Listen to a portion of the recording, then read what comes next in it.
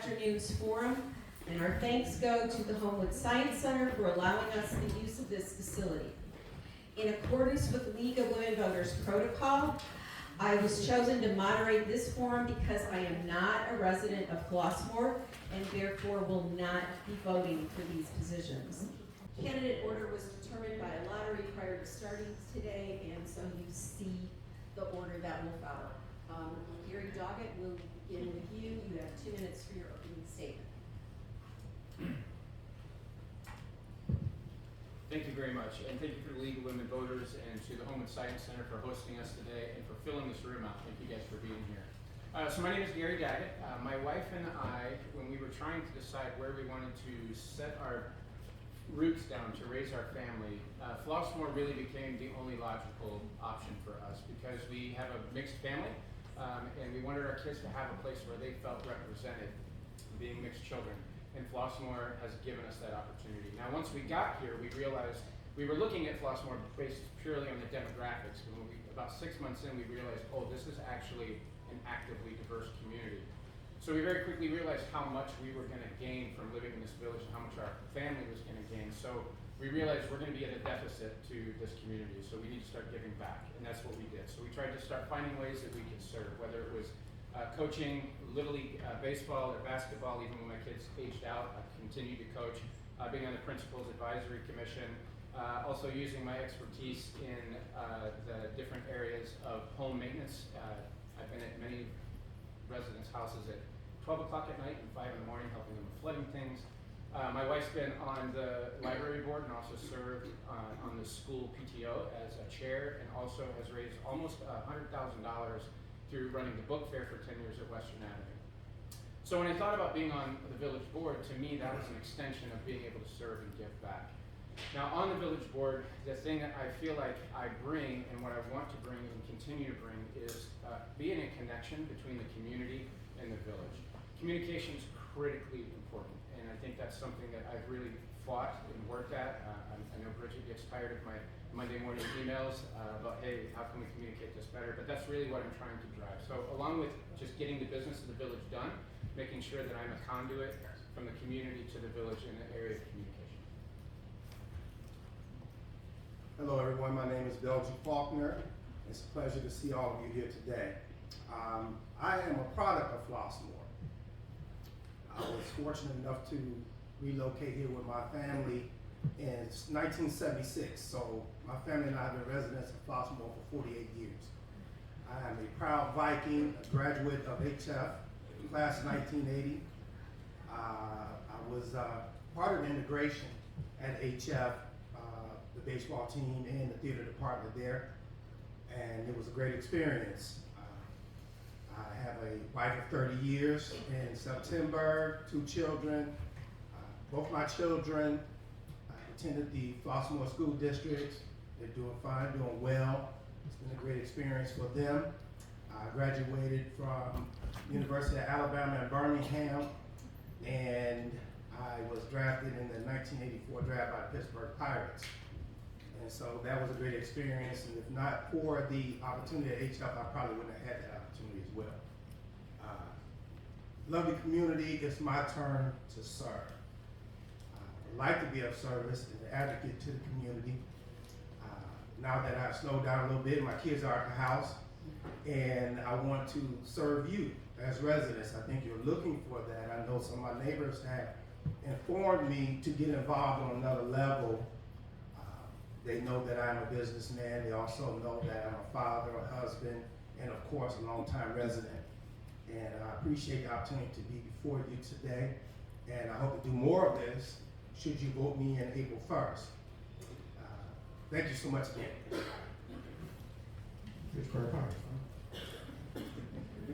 Happy Saturday. My name is Phil Lee, and I am running because I love living in Flossmoor. So let's get to my expertise. My expertise is advertising. So for those that don't know, I'm really good at getting you to buy things you don't need. So I'm going to focus on brand expectations, and when it comes to some of the projects that I've done for the Village of Flossmoor, started in 2016. Flossmoor got an award for being diverse and inclusive. I did a video for that. I did another video for the U.S. Census. We wanted to get everybody in Flossmoor to fill out the census form so we can get all of the resources that this community deserves. Next, I did a video for the Berry Lane flood referendum that went up to a vote. After that, I did 13 videos for the Hidden Gem Marathon, half marathon for the first year. After that, I started a DJ series. And yeah, I know a lot of people thought it was about music, but I hired people in this community that were doing really amazing things in this community. I hired, DJ Gloria, who has Glow Salon on Walmer Road. Lisa Colorasti, who has an amazing boutique right here on Ridge Road called Lulu Bell. So it was about bringing people together and highlighting the amazing things that the people in this village do. Next, I'm also on board getting that Veterans Memorial done in the village of Flossmoor, and that's gonna happen this year. I am also at my home base. I am a proud board member of the Homewood Science Center, and I enjoy more than anything watching the next Albert Einstein come through this system. I've been advocating for the village of Flossmoor for over 8 years, and I started campaigning last fall, and I'm just basically doing the same things I've been doing, helping out this community. I am confident that I can bring us together. I am not a politician today, but when I win, I'm still not going to be a politician. I am going to be a vessel for you. Thank you very much. Good afternoon. My name is Brian Driscoll. I'm a 3-term trustee, this is my 3rd term. I'm sorry, the mic needs to be pretty close to you. Can you hear me now? Yes. Oh, sorry. My name is Brian Driscoll. I'm running for my 3rd term as trustee. I'm extremely excited about the things that are going on in Flossmoor right now. We have major infrastructure projects that are coming to fruition. We've got major development projects that are going on. And it's just an exciting time to be part of this. My background is in law. I started out as an attorney in-house for Travelers Insurance for 15 years. I've been down to private law firms and represented pretty much every corporation, insurance company, in the Midwest. I also represented 21 professional sports teams, including the Chicago Sky and the Chicago Blackhawks. During COVID, I switched over to the employee side of this litigation deal, and now I represent Teamsters, carpenters, and various other unions, including the Illinois State Police statewide. I think I've been able to translate some of that knowledge and bring that knowledge to Flossmoor. In addition, I've been a municipal hearing officer for 30 years in 2 other south suburban towns. That knowledge is also able to bring over and help work on ordinances that we needed to change and update in the village of Flossmoor. I'm excited. This is going to be a fun afternoon to talk about the issues and what we've done to make things better and what we plan to do to make things better in the future. So thank you for coming. Thank you for being here today. Good afternoon, everyone. My name is Kevin Dorsey. I'm a 23-year resident of Flossmoor. The last 15 years, I've been a single parent. And I say that because there's an old adage that says, it takes a village. Flossmoor was my village. I cannot imagine raising 2 amazing young adults in any other village than Flossmoor. I have a history of service, not only to this village, not only to this state, not only to this nation, but throughout the world. I am a retired Navy Command Master Chief. For those of you who don't know what that means, that's the top 1% of the Navy. I served 28 years in the military, tons of deployment. Kind of started out my history of service. My professional job, I'm the executive director of the only academic medical center that state ran in Illinois. I've been a coach in your community. Coach football, basketball, baseball, volleyball. I've been on the Parent Teachers Advisory Committee in your community. I was appointed by Mayor Nelson as one of your community relations commissioners. I have a history of serving. I'm so proud to be part of this community. And as I look at the candidates that we have for trustee, I think of 2 things. I think of our aptitude and our attitude. What is our intellect to be able to run this business? What's our experience and background in that? And when it comes to our attitude, how inclusive are we to include every member of this community? I think I answered both those things. You have 3 votes for trustee. I can't imagine a reason why I wouldn't be one of them. Thank you very much. Appreciate your time. Hello, thank you to the League of Women Voters, especially on this significant International Women's Day. My name's Troy Holmes, and the most influential woman in my life was my mother. She dedicated her time to volunteering at a women's health and support center, and I saw her go above and beyond her responsibilities, personally driving women around town in her own car to help them buy clothes and baby formula, unselfishly paying for it with her own money. It's from her that I learned the true value of service and giving back to the community. And that's what I teach my son Nigel.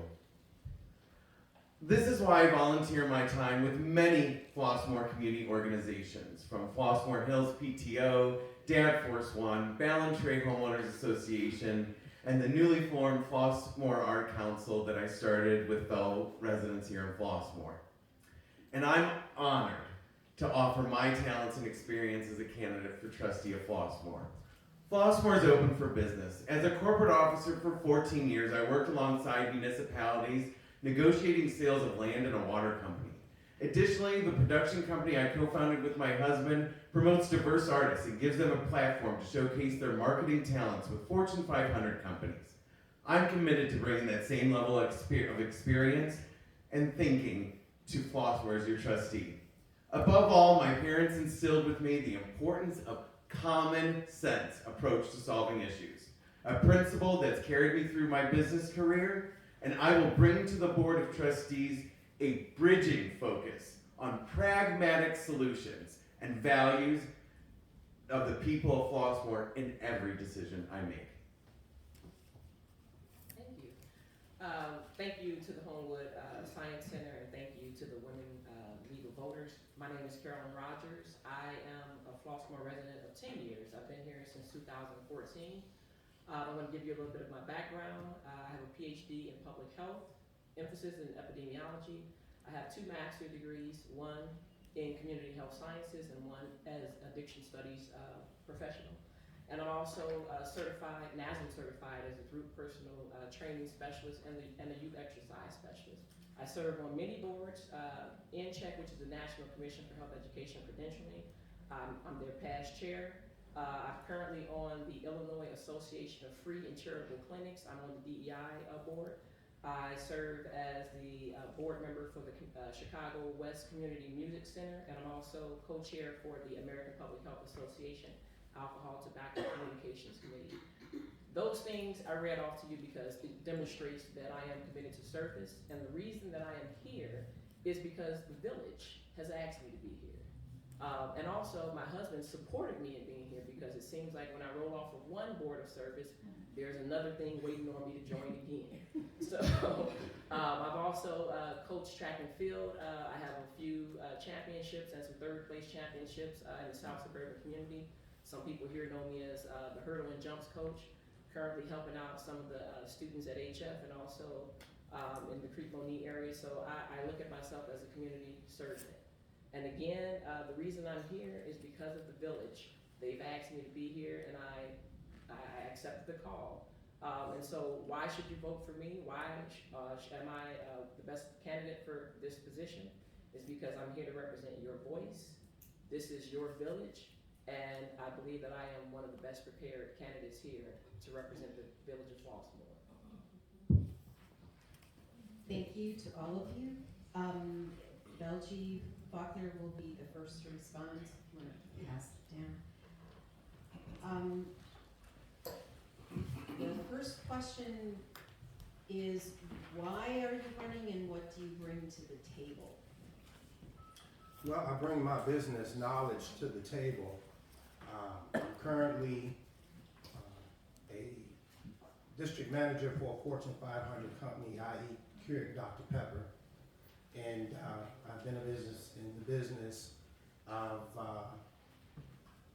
entertainment for a number of years. my residency here for so many years is a advocate to you, the residents, and to the community. I think it would be beneficial for me to represent the community because I have watched the evolution of Flossmoor. Again, like some of the candidates here, I have coached teams here. And so I have relationship with parents here. I understand how the families take in Flossmoor. And again, my expertise in business would be a plus for the village, I think, in direction of bringing about some change in the direction and bringing about the innovation so that we can continue to progress as a community. Thank you very much. Thank you. You pass the mic on to Phil. It just didn't go down to you. Thank you. Why am I running? I am running because in the past, I've had some amazing conversations with the trustees, the mayor, and a lot of people in this community, and it was really because of the work that I started doing with the community. So when it came time to run, it was really because I was calling up Michelle, I was talking to Percy, I was talking to everybody about what was happening in this community. We've got a lot of things that are happening in this community. I know everyone here on this panel can do a great job, but when it comes to promoting this village, I know I'm not supposed to have my phone out, but I'm going to create an app for this village, and so everything that needs to happen in this village is going to come to your phone. I love the Flossmoor website, but damn, it is confusing. It's a lot on that site. We're going to make this simple. The other thing is, we've got some issues as far as race. I want to bring everybody together, and we're going to talk about race. I'm just a vessel. You got an issue, you bring it to me, I take it to the board, I take it to the trustees, and we are going to work it out. You can just call me the ultimate hyphen. You, Brian Driscoll?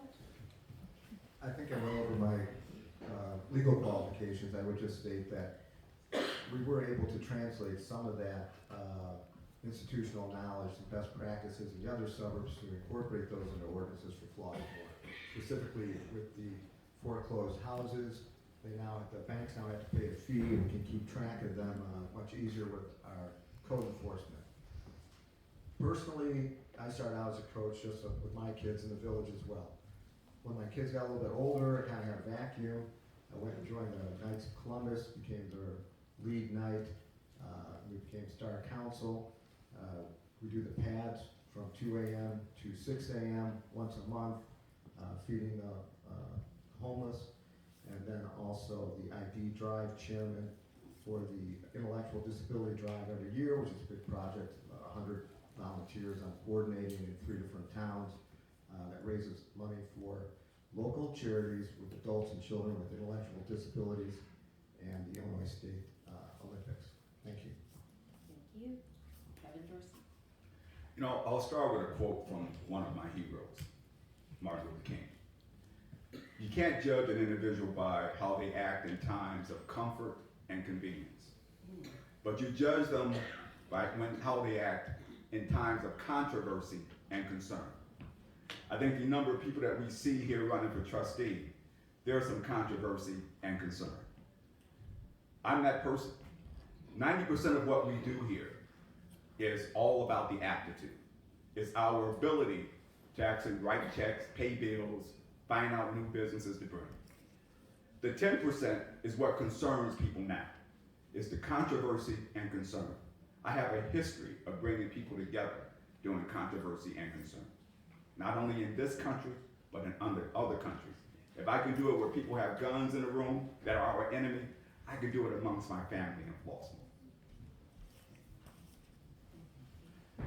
There is a clear reason why I am running for trustee here in Flossmoor, and that is because my husband and my son and I were truly embraced with open arms when we came here. And so this is my way of saying thank you to the community and giving back my time and talents. Now, right now, I am the business manager for the production company that my husband and I own. And this was a small business that we created on our dining room table. It is now one of the largest Black and gay-owned production companies in the Midwest. We promote Black, brown, gay, female artists and give them that platform that they deserve. That's what I feel we can do here in Flossmoor. That's why I'm serving, and that's my way of giving back.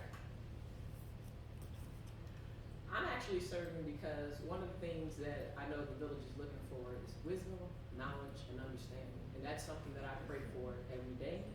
And that's actually something that I live by. And then there's also do unto others as you would have them do unto you. So I believe I have the wisdom because I know how to communicate effectively with people, and I also know how to listen. And also understand your perspective to make sure that we're on the same page. And then I also have transparency. I am not a person who's a pushover, so if there are things that are controversial that needs to be spoken out about, that's me. I'm gonna do it because it's just the right thing to do.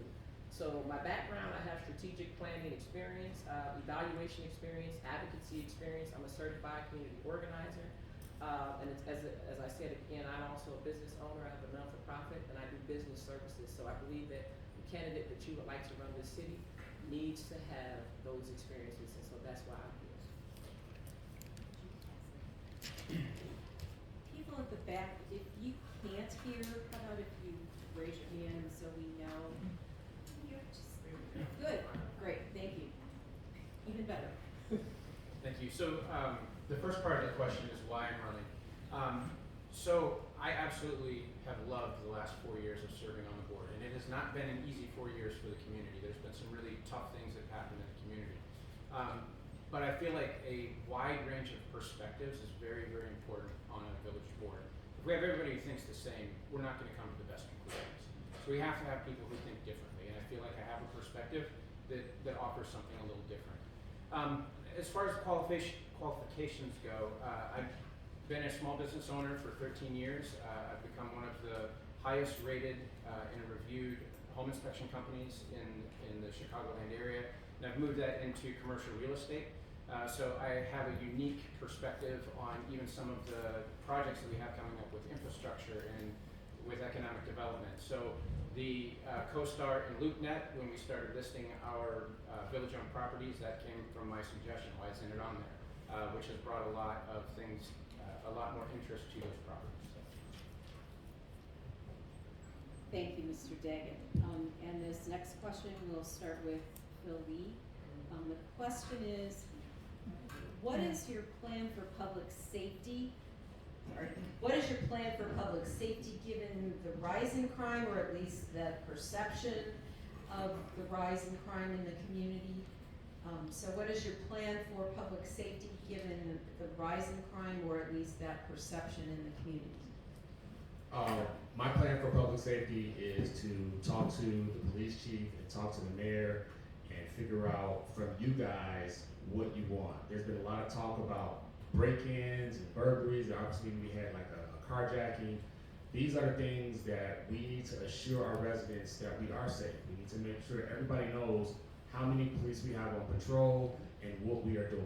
Obviously, our response time is really good. I live on the ambulance route for the village of Flossmoor, so I see how they get down. They do an amazing job. But at the end of the day, Flossmoor is a very safe town. But the reality is maybe our communication isn't as good to talk about what we're doing. When I talk to the deputy police chief, he lets me know that things are actually we're doing a really good job. We cannot be a perfect community where there's no crime, but we're doing a good job. But we got to do a better job of communicating that to you, so you are not living in fear. Thank you. Thank you. Number one, we just put in a fantastic police chief who, if anybody's read his resume, understands that he's going to bring some tremendous experience to Flossmoor, which will translate to better policing. We just put in the license plate reader signs all over town.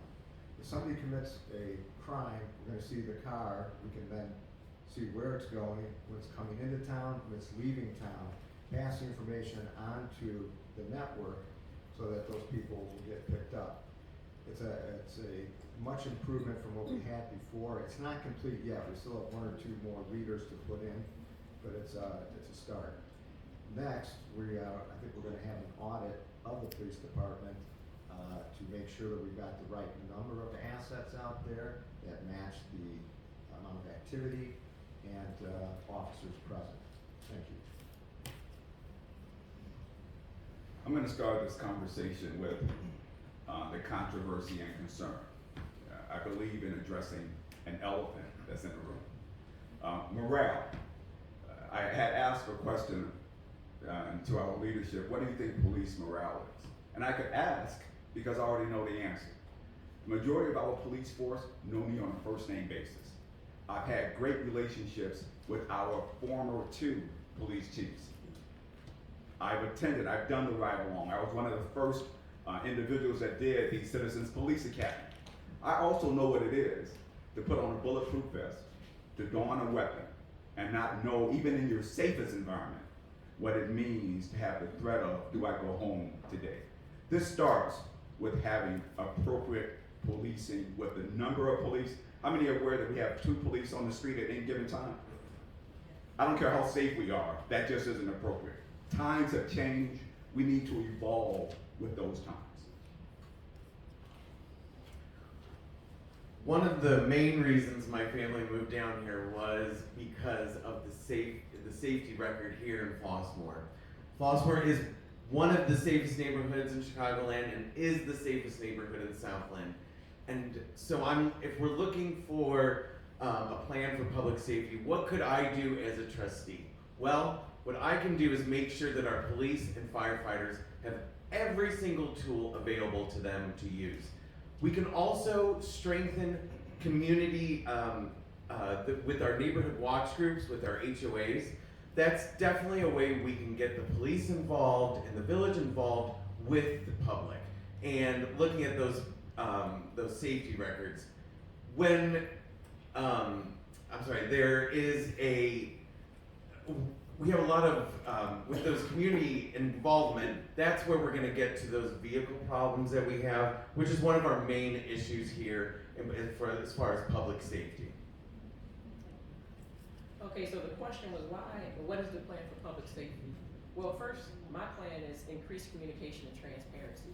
I shouldn't receive news on Facebook first about neighbors' cars being broken into that I just happen to know and happen to be friends with. The second one is communication and community forums with the current police chief, because that's something that needs to be done in the community so that there is actual data instead of perceived data. And it's the perceived data that is running with the community members because of the lack of communication and the transparency. So those are 2 of the things that I would actually work on. And to have two parole officers at one given time, that's actually not enough. So that makes the community unsafe if there were ever something to happen. So even though we are safe, there's a possibility that things could happen, that we don't have enough people on parole. And I'm saying that because I have a husband who is in law enforcement, so I feel safe at home. But it's another situation in the community, and it's the perceived data that we need to take a look at and find out how community members feel.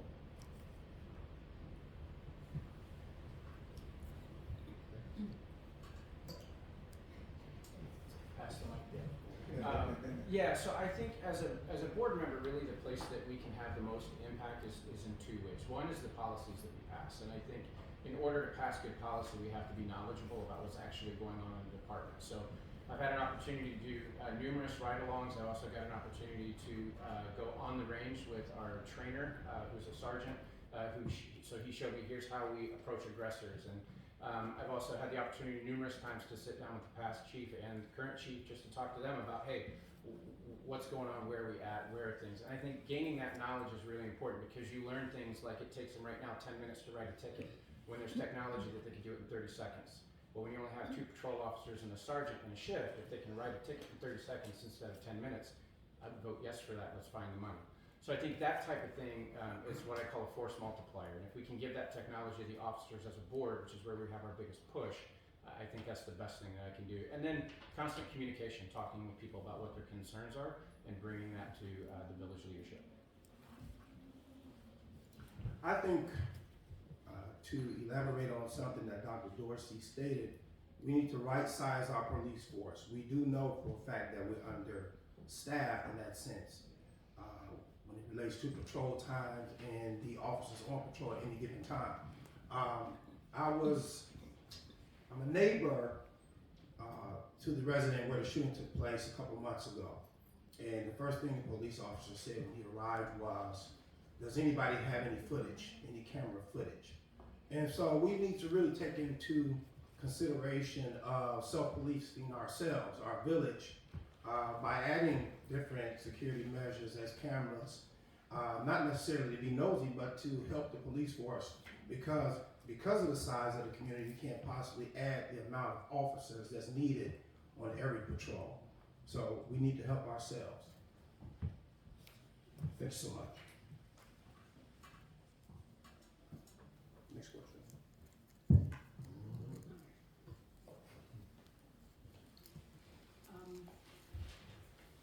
Next question is, what is your style in working in a group setting to reach agreement, specifically when you're involved in management of local government? So what is your style in working in a group setting to reach agreement, specifically when you're looking at local government? Well, I guess I've been doing this for 8 years. I think I've proven over those 8 years to have a working relationship with all the trustees. This is by collaboration, especially when we're doing things in executive session as opposed to out in front of the board, which is in front of the public, which is just kind of the show of where the votes actually are. The collaboration and as I say, how the sausage is made behind the scenes in those discussions. I think you have to be collaborative. You might have a position where you can learn from the other trustees, and I've learned tremendous things from, for example, Trustee Diane Williams over the years, which have helped me to become a better trustee. So you have to listen, add your experience, and kind of go from there. Thank you. I think you can't be afraid to have the tough conversations. We really do live here in what I consider a Mayberry. I'm assuming the majority of you guys are old enough to know what Mayberry is, right? But it is that, and this is a melting pot. I love the diversity that we have. But sometimes we try and keep that peaceful perception. We can't be afraid of having the tough conversations, not only in executive session, but even out there within our community. We do ourselves a disservice.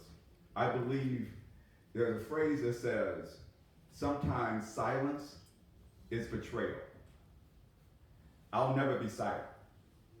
I can't betray myself. I can't betray the village. So my approach to this is, yes, when that 90% of the things can be agreed upon, I'm there right with you collaboratively. But when that 10% is the tough conversation, we're going to sit in that room and have the tough conversations.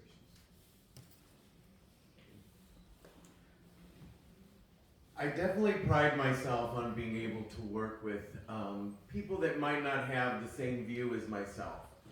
It's something I've done in business for many years. But as a trustee, you've got to be able to work together with your other trustees and manager and village manager and the staff. And not everyone's going to have the same opinion, but actually coming together and talking and getting that out is what's going to help move this village forward. Now, I am kind of newer here to Flossmoor, but I look at that as an asset because I can come in and look and see the good in people. And that's what I've done with everyone I've met and all my fellow trustees here. Thank you. I operate off the Greek words that I gave you earlier, wisdom, knowledge, and understanding, but that also means that I'm a collaborator, a transformative leader, and an active listener. And all of that has to be done within reason. So if we can reason together, and it makes sense, then I will collaborate. But if it's without reason, then we need to have a conversation to make sure that everything that we do is in the best interest of the village of Flossmoor. Not only in the best interest of the village of Flossmoor, but that it also is within reason of our strategic plan and what the community members voted for. That is the type of leader that I am and how I collaborate with others.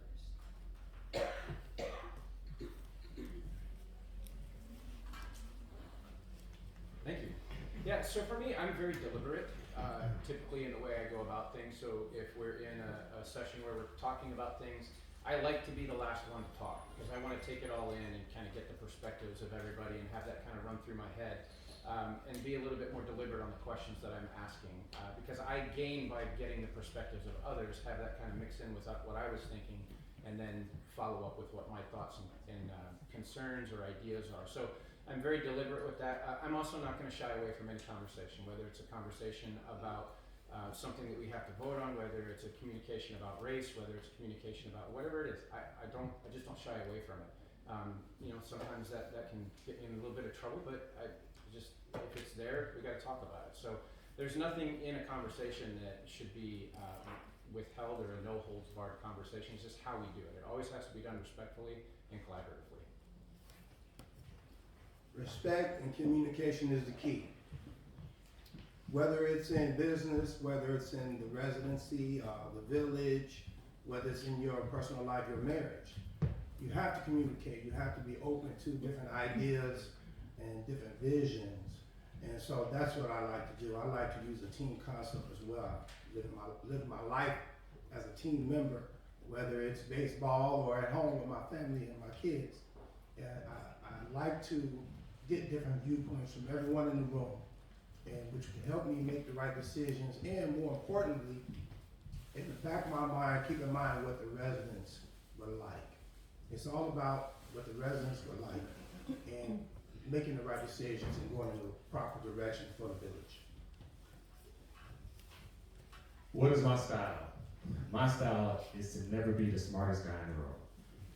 At the end of the day, this village is full of leaders, full of amazing people and professionals. I live within 3 blocks of 2 judges, an architectural firm owner. Like, there are amazing people in this village. And the one thing we have to remember is politicians can never believe that they are smarter than their residents. So all I want to do is sit down with you guys and figure out what the plan is. There's always, we're going to do these meetings and we're going to sit in the board, we're going to do these executive meetings, but we can't be in a bubble. So my job is to sit down with the residents, because you guys know better and you guys know when somebody's bullshitting you. So the reality is we're going to be honest and we're going to be connected to the residents. My job is to take what you believe back to the village. We will never lose if we do that. Thank you. Mr. Dorsey, you'll be first with this next question. Do you support bringing back Flossmoor's signature family and child-friendly celebration, Flossmoor Fest? Or do you support replacing it with an alcohol-themed event such as Oktoberfest, which cater more to adults than children and family? That's a really interesting question. Look, I'm always going to be on the side of family. Right? I understand why we tried to shut that down, or some of the issues that we said we had. But I think some of the other things that we've already spoke about, making sure the community is safe, having the appropriate amount of policing, having police technology.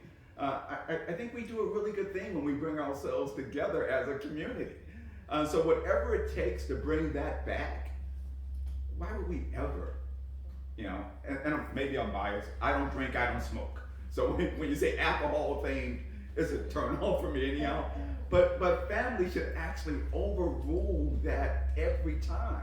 If we're really that village, if we're really that community, yes, let's do everything we can to be more family oriented, to be more family inclusive, and come together as a complete village with every citizen that we have. Thank you. Boy, do I love that question. I am such a fan of our festivals here in Flossmoor. You've probably seen me out at most of them, having a very fun time. I would love to see even more festivals. So if we want to bring back Flossmoor Fest, I would champion that too. What was great about Flossmoor Fest is that it did bring people from other neighborhoods to Flossmoor, which was great. That's all geared towards our tourism push here in Flossmoor. So it's great. But Oktoberfest, I will say for the question, there was a portion of it during the day that was all centered around children. And that's the kind of thing we can do here, is festivals that are centered around children, and also maybe a little bit more fun for the adults at night. But I am totally for bringing back Flossmoor Fest and even more festivals. There's definitely some festivals that are possibly in the works with some of our volunteer organizations in the town too, which I'm excited about. Thank you. I don't think it's a question of either or. I think it's a question of why not both. Because I've attended both. I went to the Oktoberfest for the first time last year, I believe it was, in fall.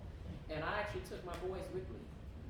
They were limited in things that they could do, but they did have a good time with the friends that were there. And so the question is, why not both? Because the Oktoberfest, the traditional one that we've always held, a lot of folks miss that. And if we could bring that back and also bring revenue with both of those fests, I think that that's a good idea. So that's a community discussion that we need to have, and a community forum to find out ways we can strategize to keep both of those festivals.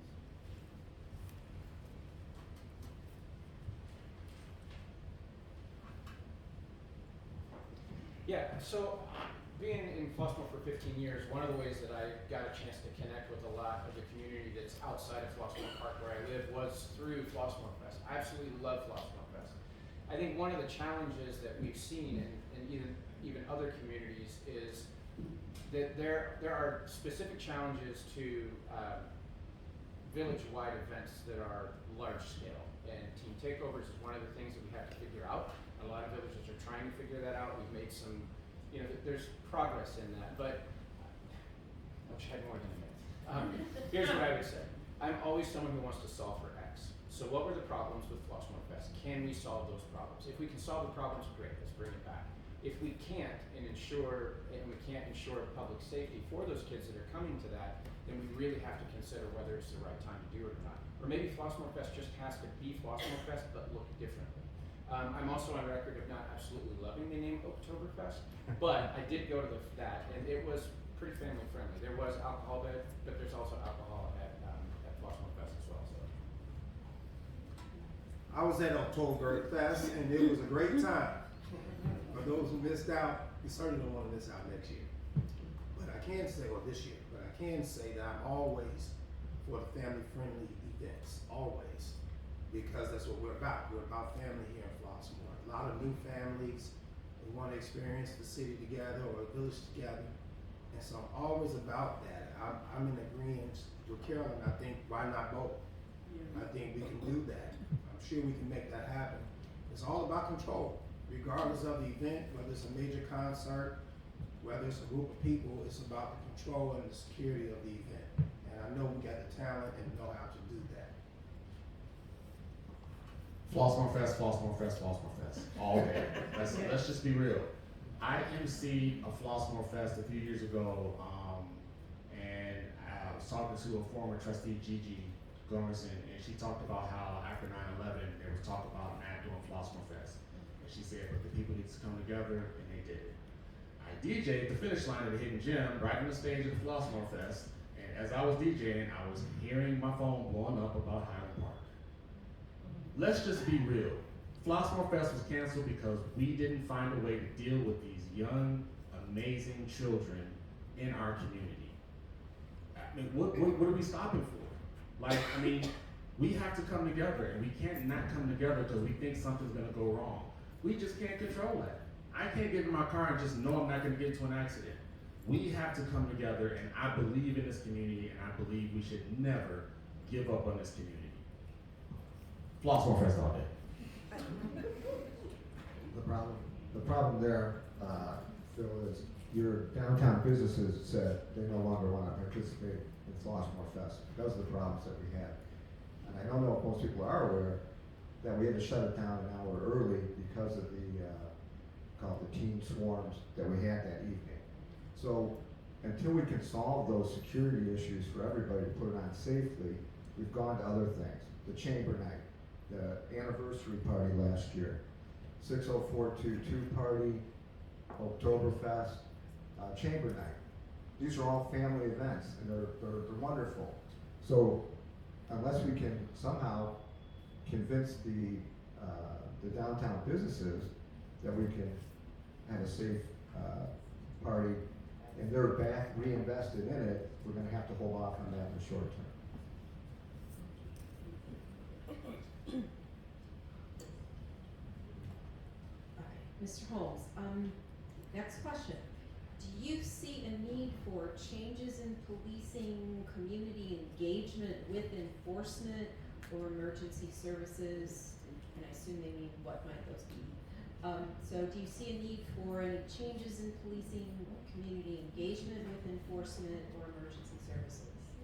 So I definitely, I'm always looking to get the community more involved with our policing, and it's really the community involvement that is going to help keep us one of the safest neighborhoods. Any sort of change that I would make would be definitely, we need more police officers. And to do that, we've got to attract them with high bonuses. That's what's happening all over Chicagoland, and these municipalities are getting some really good cops. And we our residents here, expect the highest level of service out of all of our village services. So we've got to make sure that we're compensating these cops correctly with sign-on bonuses so that we attract the good ones and the really good ones that are going to be doing community policing and that they already do. Okay, thank you for that. I think that there's always room for improvement, and that means that we're doing constant evaluation. And one of the evaluations that was mentioned here from everybody pretty much is that we do need more police involvement, but that also requires more money for our police officers, and it also involves increasing the morale, because you can be a police officer, but if your morale is down, then you really don't want to serve the community because you don't feel appreciated. And so those are some things that we need to look at and find ways to provide the monetary funds for those police officers and the support, because if you don't have the support, then we're going to continue to cancel things like the Flossmoor Fest, which everybody wants, and we should be able to find a way. We have very intelligent community members, so I'm sure we can find a way to do that. And then we can also utilize volunteers. As I mentioned before, my husband is in law enforcement, federal law enforcement, so we have people like that in the community that would be willing to stick their necks in and help out so that we can continue to keep community-oriented events that our children love.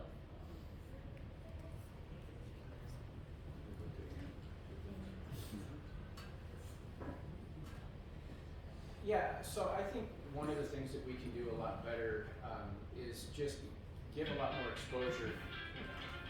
Unfortunately, my phone, I apologize. So it is giving more exposure to things that the officers are actually doing. It's oftentimes that when there's a bad situation that comes up, but what most people don't know is that we have a corporal in our police department who made a stop with someone with mental illness, sat with them for a couple hours until an ambulance was able to get to him in the hospital, went to the hospital and stayed with this young man because that was the connection and made sure he was safe. We've got to talk about those things that our amazing officers are doing. And that's not a one-time thing. This stuff happens all the time. Our officers make saves constantly.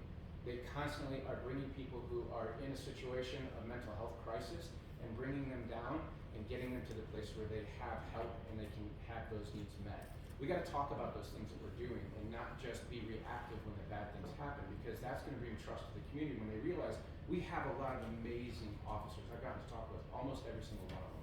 They're unbelievable. We got to get that out there to the community so they can see that. Well, again, I think the most important thing we can do is right-size our police force. I know through the years I've noticed that the police officers are much more personable than they've been in the past. And that's a great thing. So I wouldn't sit here and say that there's anything wrong with the current police force and or the way they do business, but I would say, again, right-sizing our force is of the utmost importance. I live on Sterling Avenue. It's a side street. Some of y'all think it's a highway or interstate. And we call and complain that the traffic is going like 40 and 50 miles an hour, and police will come out and he'll give out some tickets, and it's great. And then traffic will slow down. I'm in marketing, I'm in advertising, and I believe in perception.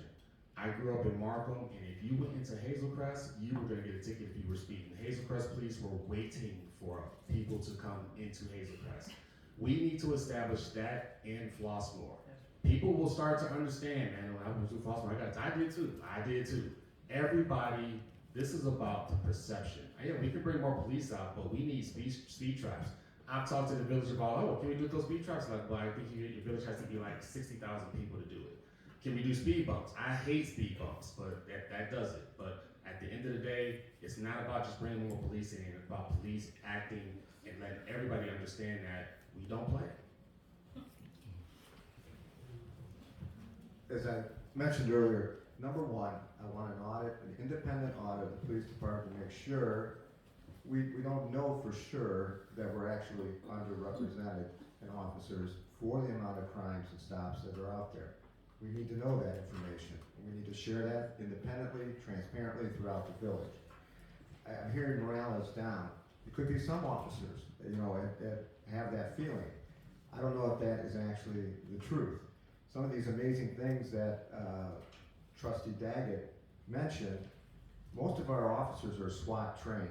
We had a hostage situation, I don't know, about a year ago that never really got out there that much, but our Flossmoor officers handled it themselves safely and brought both people out alive. I'm happy to give my input on this question, but I think this is really something we need to listen to our professional law enforcement on, right? They're going to tell us if they think they're understaffed, which they have. They're going to tell us if their morale is low, and I'll tell you the majority of the officers, not the minorities, the majority of the officers have had this conversation with me about how they feel their upward mobility is going to affect their morale. So it's great for us to sit here and say what we think we should do, but we have professionals, and I will agree that we have some of the best officers that I've seen anywhere. They deserve to be heard of what they think makes this village safe, what they think makes their job more important. And I fully support all of our men and women that's in law enforcement and that's in our fire department, all of our first responders. But let's listen to that.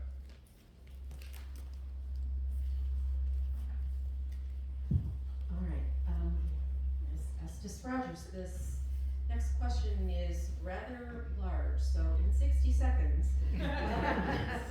what is your detailed plan to address the following?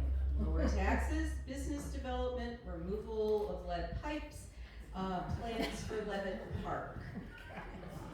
Well, first of all, I think we would need a community forum to develop a strategic plan and also to look at the budget. One of the things that was mentioned earlier is the budget. And, in 2023, we had 8.8 million, 2004, 8.3 million. So we need to take a look at that budget to see what money we do have to improve the piping, because that's a big concern with the water. We also need to take a look at the budget and see what we have. What was the other thing you mentioned?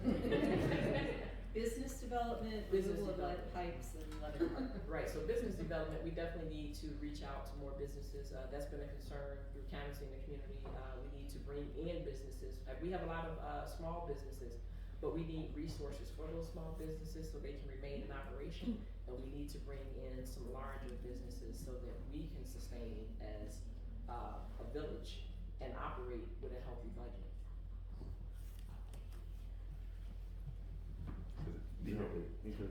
I wanted to answer this question because I was going to forget them all, but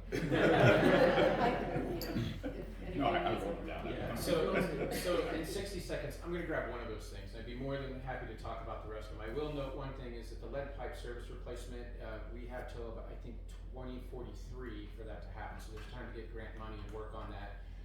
But what I would talk about is just the development of business. And I think one of the things that we have to continue to do is pound the pavement and go find these developers who are good developers that we've seen the things that they've done other places and bring them in and sell them on what we have to offer here.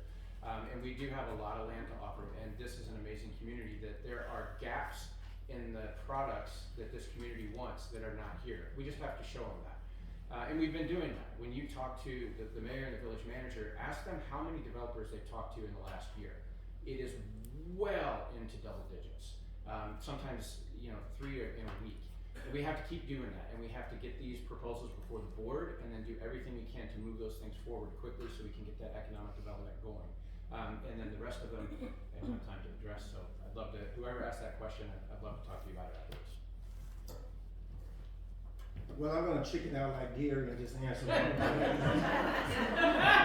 You're welcome. I really think we need to market our community. So through the years, Flossmoor, as mentioned earlier, has been known to be a safe community, and it certainly is. But we need to certainly have vision for the future and becoming more safe. There's a lot of small crimes taking place in and around our village. So we have to be more aggressive with that. But getting back to the marketing aspect, we have to market. Our competitors are the New Lenox of the world, or Frankfurts of the world. These communities, they market. I hear the commercials via radio, and they market their community. They market the safety of the community. They market the beautification of the community and going after business. And we need to do that as well. We can't just lay back on, well, everybody know we're a great community. We have to show and prove it. We have to walk it. And that's my advice for that. As far as business development, I'm always going to have a different approach. BMO Harris closed that branch right there on Sterling and Flossmoor Road, and they're keeping the lease until 2028. And I've been complaining to Michelle and some of the other trustees about why is this happening. So I decided that I wanted to do a video where we're going to sit in front of BMO Harris. I'm going to be that black guy at that desk, just like the BMO Harris commercials. And I'm going to talk about the fact that BMO Harris closed and they're not being a good neighbor by letting that building sit vacant for 3 more years. I'm going to do action when it comes to that. And when it comes to business development, like I said, we're going to get that app, and everything that we're doing that's amazing for this community is going to be on that app. We're going to bring the information to you. As far as the piping, I'm happy to say that my neighbor took out all of his, the village public works took out all of his pipes to test it for the new piping. So unfortunately the piping, it really sucks, but that's like rain. Everybody's got to change their pipes, especially for villages that are like turning a century old like us. I don't know what's wrong with Leather Park. I love that park. A number of questions. Let me just briefly try to go into a few of them. There is no deficit, $1 million deficit coming. What we have is we have a save and spend policy. Last 10 years, Flossmoor has fluctuated between $6 and $8 million. We do not operate in deficits. We keep $3 million in reserve at all time, more than the state mandate for what we're supposed to keep in reserves. Number 2, for the economic development, this mayor, with the help of the board, has put economic development on such an accelerated pace that's never been seen before. The downtown business district with the 16 luxury townhomes and cafe, the inspired Korean barbecue.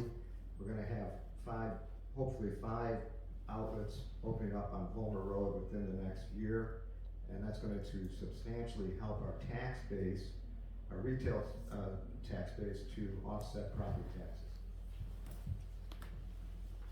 So everyone's going to business development, and I understand the reason why, right? We have to develop business to actually increase the revenue, to lower our taxes, and to even fund things like lead pipes and what we do in our parks. But it's not only business development for me; it's business retention. I'm in the business of, I have a $1 billion portfolio that I manage for the University of Illinois Hospital, and I don't just focus on bringing in new business. I focus on retaining the business. Churn is very expensive, whether it's in personnel, whether it's in dollars, or whether it's in businesses. Not only our business development has to be on point, we have to find a way to actually retain our businesses. And we do that, someone made this comment earlier, we do that with using the expertise that we have in this community, right? Why wouldn't there be this business development expert amongst all of you? Because if we make our businesses successful, it helps us, right? It lowers our tax base. Not only business development, but business retention. So I'm an accountant by trade, so talking about lower taxes, I don't know of any municipality in the world that's ever lowered taxes. But what we can do, we are taxed to the max, and we gotta keep those taxes from going up. So business development, lowering taxes and those pipes requires money. And that's where the business development comes in. I'm gonna give you 2 parts here. So we need an economic development study done in this town. For the last 10 years, we've had an influx of new residents come in. We need to know what they want and what they need. I'm tired of going to Tinley and Orland for everything. So we've got to make sure we get that stuff that's going to be here and be here to stay.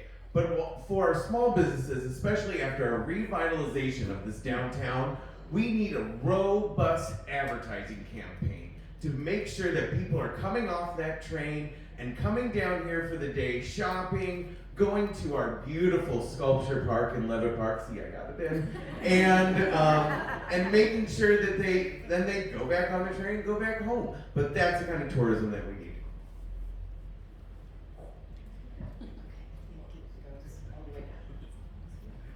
Thank you. We have some time constraints here today, so this will be the last question. And obviously, you're all invited to contact candidates with anything that hasn't been addressed. I can give them a little information on what else was on people's minds. This will be the last question, and then you can give your closing statements after this. What are your top 3 priorities for the village if elected? What are your top 3 priorities for the village if elected?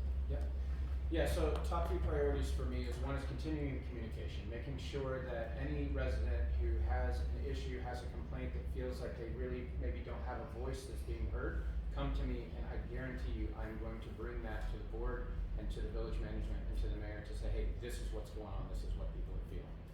Another one is just a lot of our, we keep going back to it, but a lot of our problems with infrastructure and everything else is going to be solved by staying on the economic development train. We have to get that to the station. We have to finish that stuff out. It's a big lift. We've got a lot more land to develop, and we have to keep pushing that. The third thing is kind of a bit of a pet project for me. I really would like to see a silver commission started, which would be solely focused on making sure that the senior citizens in our community have knowledge of the resources that are available, and bringing them those resources and making sure they know what they have, because there are tons of great resources out there, but a commission who is specifically considering and constantly thinking about our seniors in our community. Safety, marketing, and engagement.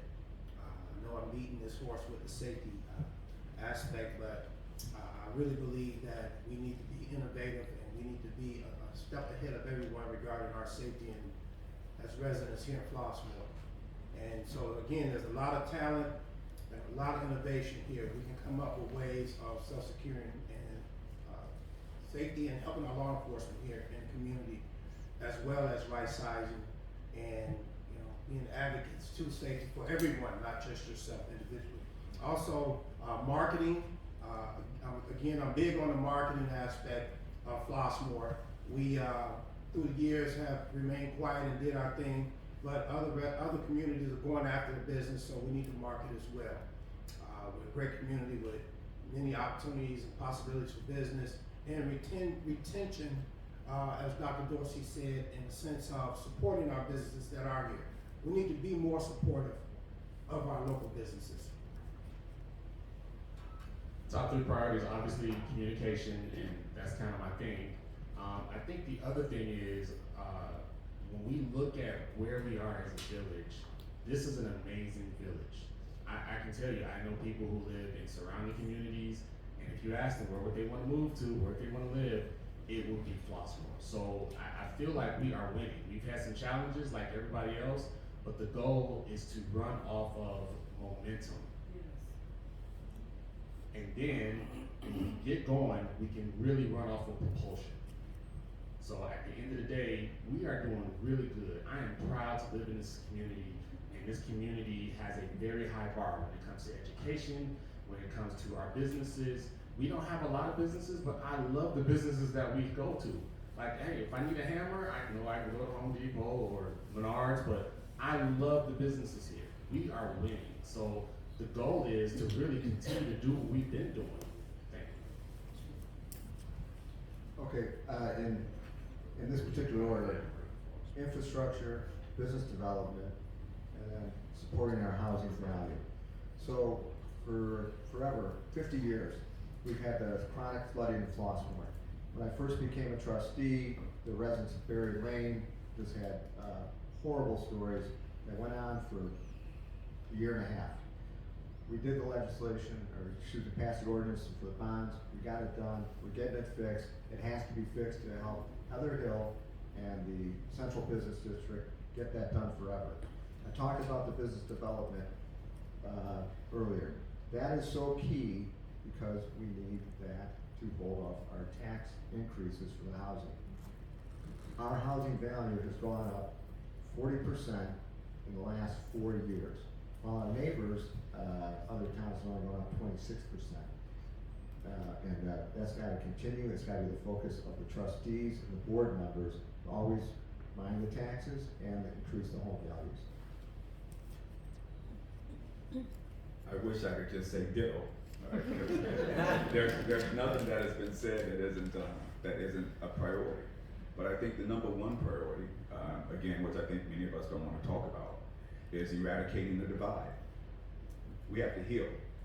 We have to heal and come together as a community and represent all members of the community. Because without doing that, we don't feel safe. So we can talk about safety, but if we don't first get that healing, we don't first eradicate the divide that we have, safety is really not going to be a top priority of it.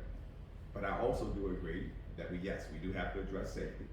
We do have to address the things we've said about increasing the technology and increasing the morale and increasing our level of policing.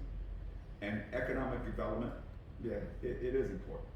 It's important that we have the right individuals that on the day, on April 1st, or whenever we were sworn in, that this isn't on-the-job training, that we have the right people in place to run this village at the right time. Well, I'm glad we're making your choice really clear since we've all got the same answers. But it really, I'll go back to what you've been hearing me today. Economic development is definitely a main priority of mine. Again, we're open for business here in Flossmoor, and this is what's going to help keep our tax dollars down. Of course, strengthening our community safety. This is giving our cops and firefighters every tool available, but also focusing on that community policing. But third point, we've got to embrace our village diversity. And that is key because we should still be flying those gay pride flags all the month of June. We should still be marching in the Juneteenth parade, and that's still light the menorah at our parks. This is what makes Flossmoor great. This is what other places and businesses and people are looking at in Flossmoor. They're looking at the embrace of diversity, and that's what's going to attract good neighbors and businesses. Thank you. So my three top priorities, and it's probably more than three, but I'm just going to mention these three, is the economic development and sustainability. As Dr. Dorsey mentioned, we do need retention of the businesses that we do have, because the retention of those businesses and also will bring in new businesses, but also help with the value of our property. People come to Flossmoor because of what we have and the services that we provide and the families that we serve. I came for the diversity, for the equity, and for the inclusion. So we still need to offer diversity, equity, and inclusion. And there is a divide that we do need to heal. That's another priority. And the second thing is having an interactive budget, because as you hear today, there seems to be confusion as to what the budget is. So if we have an interactive budget that's live, then the community members will have the transparent communication that they're looking for to know the health of the village. Keep the mic this way because Carolyn, you'll be first for the closing statements. We'll move now to closing statements. You have a minute for those, all right? So Ms. Estes Rodgers, you begin. Okay, and just so you know, it's just Rodgers. My Facebook page says Estes Rodgers, but I've been Rodgers for about 7 years now. So my closing statement is, you've had a chance to sit here and listen to all of us and the things that we promised to bring. Is the mic working? Because I'm having a hard time back here. How's this? It has to be Much better. If you guys can see, it has to be really close to your mouth. And I know the tendency is to have it down here. All right, so as I was saying,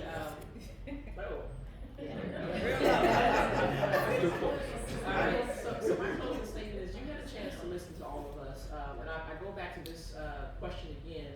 Think about who you feel is qualified based on our experience, our knowledge, and our understanding of what Flossmoor needs. And I do believe that I hold those qualifications because I'm here to represent the village. It's your voice, it's your concerns that matter, and that's what I'm here for, and that's what I would represent. And even if the concerns are controversial, that's something that we still need to address. I'm not afraid to do that. That's why I'm sitting here today, and I hope that I have your support. Flossmoor was always the dream. And so when I came here with my family, and like I told you, when we were embraced with open arms, it really got to me, and it really made me respect this community. We are in an election, and there's some strong views on all sides. After this election, we're gonna need to come together, and I'm gonna be that one that's gonna be able to do that. There's a reason why you see my signs in every neighborhood of Flossmoor. That's because I'm going to be a trustee for all neighborhoods, for all people. This is us, we are stronger when we can actually work together. And that's what we need to do here, and you can trust in me as your trustee to do just that. You know, first of all, I want to encourage everyone to get out and vote. One of the things that has disappointed me over the years in this village is the percentage of low voter turnout that we have. And if you think your voice isn't important, obviously all of you do because you're here. But don't just take, I made this comment last night at an event.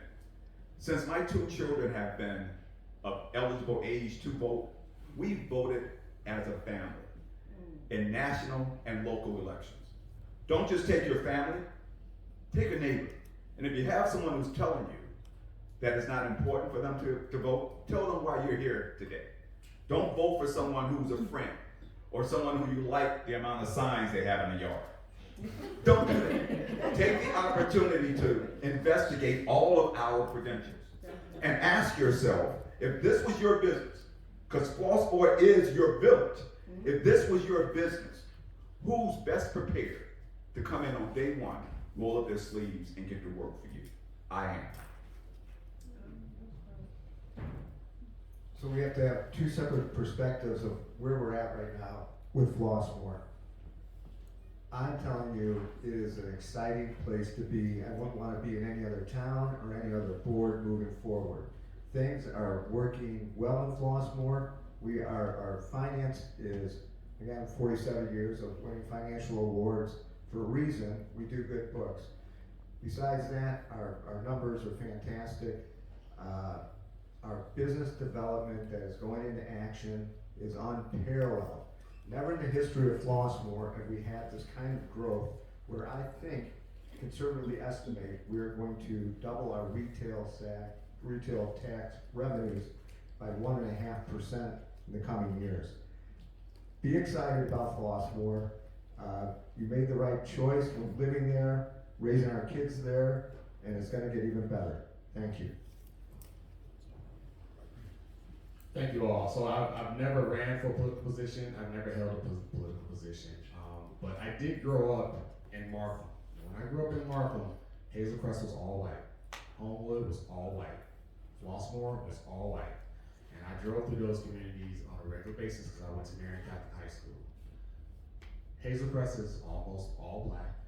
Homewood, majority black. All of our surrounding communities have gone from primarily all white to all black. So what's the one thing that's unique about Flossmoor? The lack of white flight. Let's just be honest. I want to have a forum with everybody so we can talk about race.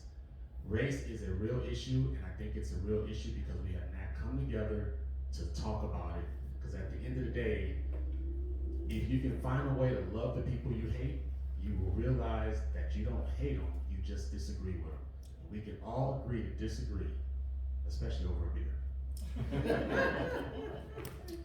I have had the pleasure of watching the evolution of Flossmoor take place through the years.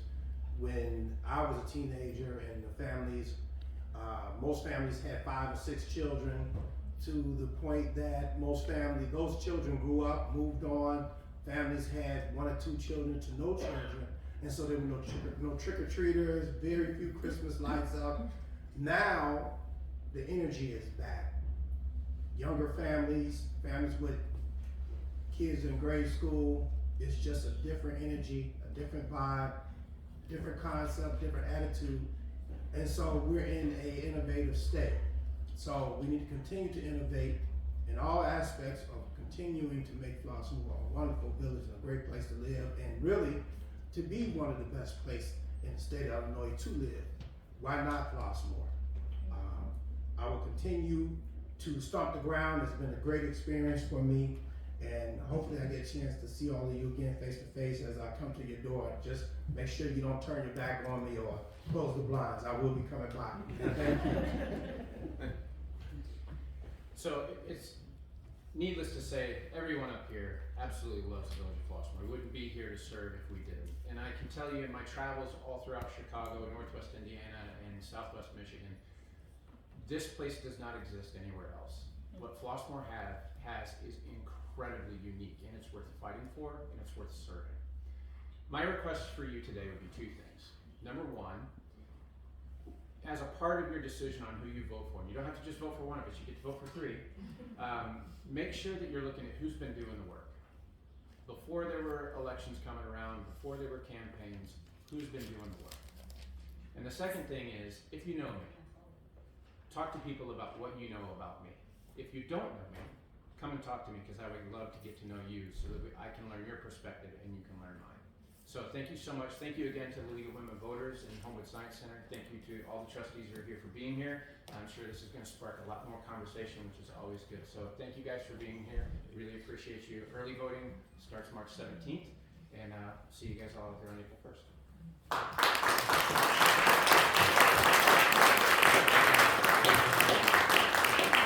Thank you very much. Thank you to all the candidates.